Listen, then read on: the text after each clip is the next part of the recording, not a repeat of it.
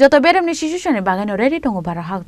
हाक्टरनि मन्त्री बखरकते केबिनेटनि दागि मुंबायनो खलायजांनाय যত बेरेमनि नांगौमानि सामं हुमुं बांलादेशनि दाबुंनि शिशुसनो तै कक सानानि थाङै अकौनो साका हास्टनि मन्त्री अकरा प्रोफेसर डॉक्टर मानिक साहा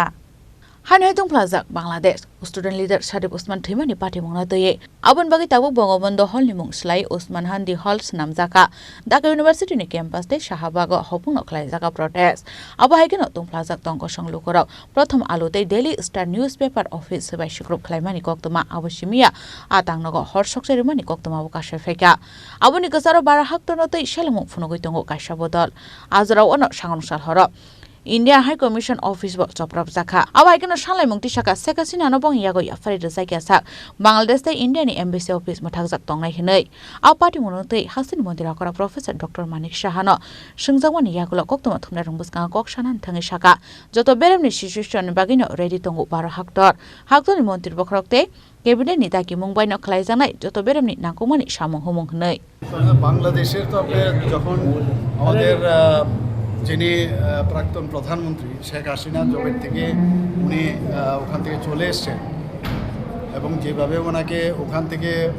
বাধ্য হয়ে ওনাকে যে বাংলাদেশ ত্যাগ করতে হলো আমরা সবাই জানি তারপর থেকে আমরা জানি যে এখানে কি হতে যাচ্ছে সমস্ত ওই জায়গার যত উগ্রপন্থী ছিল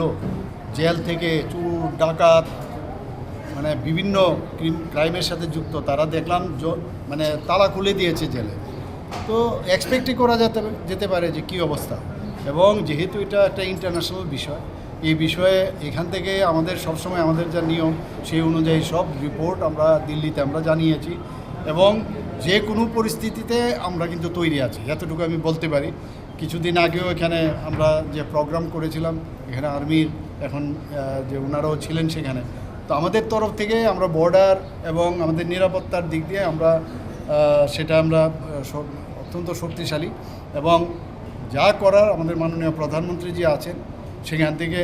ওনার নেতৃত্বে আমাদের যে ক্যাবিনেট আছে সেন্ট্রালে ওনার নিশ্চয়ই এই বিষয়গুলো অবগত আছেন এবং যা করার তাই করবে সময়ে কথা বলবে নিরাপত্তার ব্যবস্থা কি করা আমি তো বললাম অলরেডি তো আমাদের মানে যখন প্রয়োজন হবে আর এখানে তো ফিজিক্যাল প্রেজেন্স এখন প্রয়োজন হয় না এখন তো টেকনোলজির যুগ আপনারা দেখেছেন ড্রোনের মাধ্যমে ঘরে বসে S-400 আমাদের এখন আছে তো এয়ার ডিফেন্স সিস্টেম এভরিথিং এখন না ফিজিক্যালি বর্ডারে দাঁড়াতে হবে তারও দরকার নেই স্যার তো এইসব টেকনোলজি ভারতবর্ষে কী আছে কিছুদিন আগে আসাম রাইফেলসে অলরেডি আপনারা দেখেছেন ডেমনস্ট্রেট করেছে দ্যাট উই আর অলরেডি মানে ready for any situation ochre